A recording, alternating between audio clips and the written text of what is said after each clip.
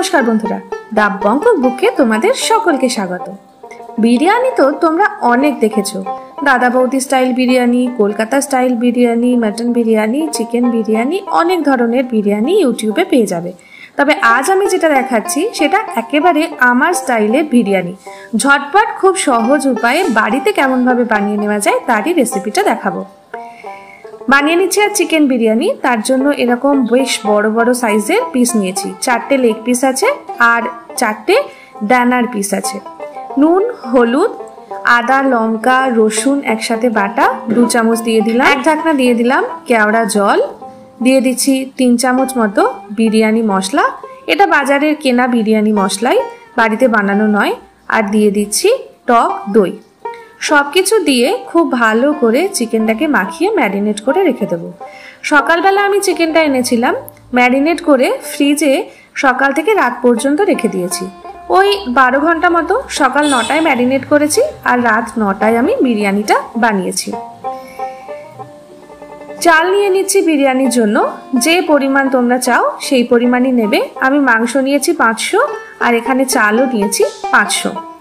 চালটাকে খুব ভালো করে ধুয়ে জলটা যখন ট্রান্সপারেন্ট হয়ে যাবে এই অবস্থাতে চালটাকে ভিজিয়ে আধ ঘন্টা মতো রেখে দেবো। আর একটা জল বানিয়ে নিচ্ছি।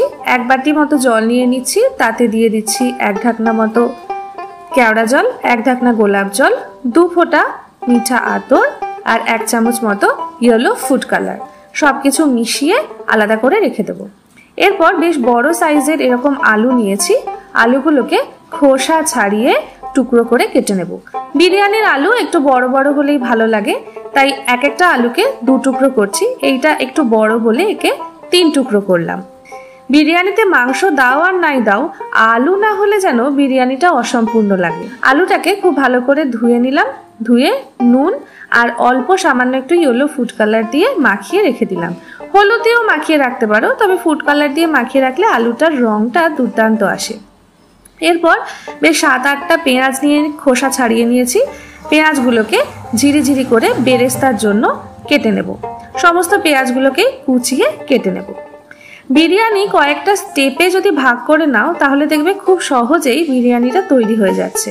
সবগুলো দেখো স্টেপ বাই স্টেপ আমি করে নিচ্ছি। চালটা ভিজিয়ে রেখে দিলাম, মাংস ম্যারিনেট হয়ে গেছে, বেরেস্তার জন্য পেঁয়াজও কাটা হয়ে গেছে। এরপর আগে চালটার জন্য জলটা তৈরি করে নেব। জলের মধ্যে গোটা গরম মশলা, সাজিরে, মরিচ, জায়ফল আর জয়িত্রী, 1-2 তেজপাতা এরকম ভেঙে আর বেশ কিছুটা নুন দিয়ে দিলাম। নুন একটু বেশি দিয়ে দিলেও কিন্তু ক্ষতি নেই, কারণ চাল যতটা নুন অ্যাবজর্ব করো ততটাই করবে। এরপরে ঢাকা দিয়ে প্রথমে জলটাকে ভালো করে ফুটিয়ে নেব। জলটা ফুটতে থাকুক, ততক্ষণে বেরেস্তাগুলো ভেজে নিই। কড়াইতে বেশ কিছুটা তেল দিয়ে পেঁয়াজগুলো দিয়ে দিলাম তেলে। পেঁয়াজগুলো হাত দিয়ে একটু ভালো করে করে ছাড়িয়ে নিলে ভালো হয়, তাতে বেরেস্তাটা খুব ভালো হয়। দেখো বেরেস্তা ওদিকে ভাজা হচ্ছে, ততক্ষণে জলটা একেবারে আমাদের ফুটে গেছে। হালকা মিডিয়াম আঁচে বেরেস্তাটা ভাজছি, তার জন্য হালকা ব্রাউন রং ধরা পর্যন্ত একটু অপেক্ষা করতে হবে। ততক্ষণে ভেজানো চালটা এই ফুটন্ত জলের মধ্যে দিয়ে দিলাম।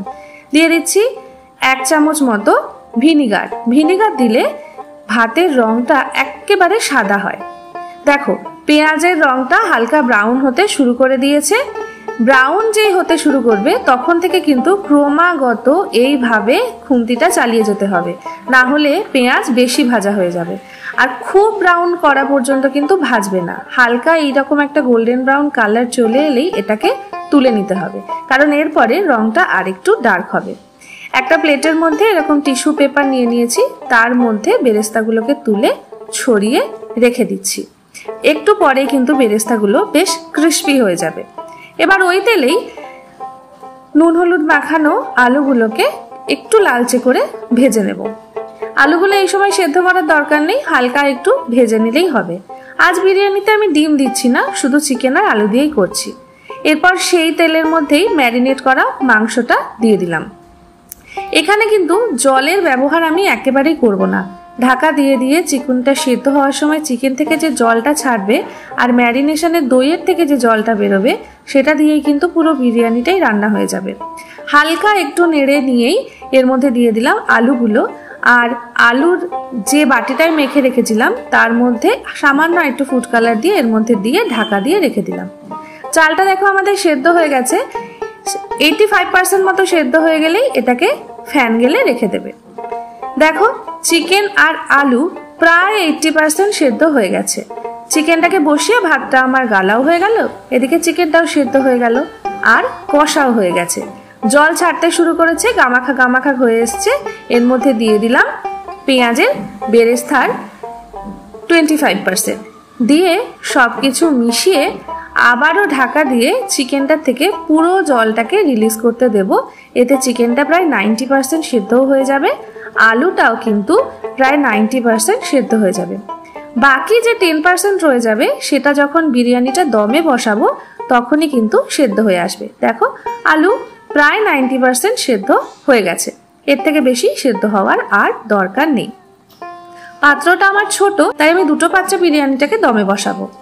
দিয়ে দিচ্ছি ওপর থেকে অল্প পরিমাণে একটু চিনি। চিনিটা অবশ্যই দেবে, মিষ্টি মিষ্টি নোনতা নোনতা একটা ভাব বিরিয়ানিতে এলে ভালো লাগে খেতে। চিকেনটা থেকে অর্ধেক পরিমাণ চিকেন তুলে নিলাম, শুধু লেগ পিসগুলো রেখেছি এখানে আর বড় বড় আলুগুলো রেখেছি।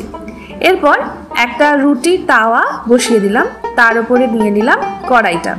এরপর বিরিয়ানির লেয়ারিং করব। বিরিয়ানির চালটাকে ফ্যান ঝরানোর পর আমি 3-4টে থালার মধ্যে বেড়ে রেখে দিয়েছিলাম, তাতে চালটা বেশ ঝরঝরে হয়। এরপর একবার করে ভাত দেব, তার উপর একটু করে বেরেস্তা দেব। এইভাবে ভাতের পুরো লেয়ারটা তৈরি হয়ে গেলেই ওপর থেকে দিয়ে দেব বেরেস্তাটা, আর 20% মতো বেরেস্তা আমি রেখে দেব গার্নিশিং এর জন্য। বেরেস্তাটা খুব ভালো করে ওপর থেকে দিয়ে দেব আতর আর ফুড কালার মেশানো যে জলটা। জলের বদলে এখানে তোমরা দুধও ব্যবহার করতে পারো যদি বাড়িতে দুধ অ্যাভেলেবেল থাকে। আজ আমার বাড়িতে দুধ ছিল না, তাই আমি জল দিয়েই করলাম ব্যাপারটা। আর দিয়ে দিচ্ছি বড় টেবিল চামচে 3 টেবিল চামচ মতো ঘি। ঘিয়ের এই গন্ধটাই বিরিয়ানিতে আনবে দুর্দান্ত স্বাদ। ওপর থেকে দিয়ে দিচ্ছি 6-7টা চেরা কাঁচা লঙ্কা, দিয়ে একটা বেশ চাপা ঢাকা, যেটা একেবারে কড়াইটার মাপে হয় সেরকম একটা ঢাকা দিয়ে ওপর থেকে ভারী একটা কিছু দিয়ে প্রথমে মিনিট 5 জোর আছে, তারপর 15 মিনিট মতো একদম কম আছে এটার দম দিয়ে দেব। তারপরে 15 মিনিট পর্যন্ত রেস্টিং টাইমে রেখে দেব। সুতরাং দম দেওয়া থেকে শুরু করে মোট আধ ঘন্টা মতো বিরিয়ানিটাকে রেস্টিং টাইম সহ সময় দিতে হবে। এরপর এরকম একটা চ্যাপটা ভাতের হাতা বা চ্যাপটা কোনো হাতা দিয়ে বিরিয়ানিটাকে ভালো করে কেটে নিতে হবে। তলার যে মাংস আর আলু আর ঝোলটা রয়েছে সেটা হালকা করে এরকম ভাবে ভাতের সাথে মিশিয়ে নেবে। আমি বাড়িতে থাকা সমস্ত উপকরণ যা যা জোগাড় বাড়িতে আমাদের নিত্যদিন থাকে তাই দিয়েই বিরিয়ানিটা বানাই, খেতে অসাধারণ হয়। এইভাবে তোমরা একবার বাড়িতে বানিয়ে দেখতে পারো। আলাদা করে কোনো পাত্রের প্রয়োজন হবে না, যে কড়াইতে রান্না করছো মাংসটা সেই কড়াইতেই বিরিয়ানিটা দমে বসিয়ে দিতে পারো।